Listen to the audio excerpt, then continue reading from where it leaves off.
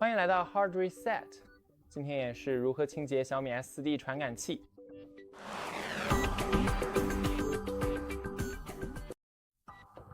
首先，拿一块像超细纤维布这样的东西来清洁它。第一个传感器就在这里。我们准备好东西后，在超细纤维布上喷一点清洁剂，然后只需要在这里刷一刷。接下来的几个传感器在底部，就在这里，还有前面有2个。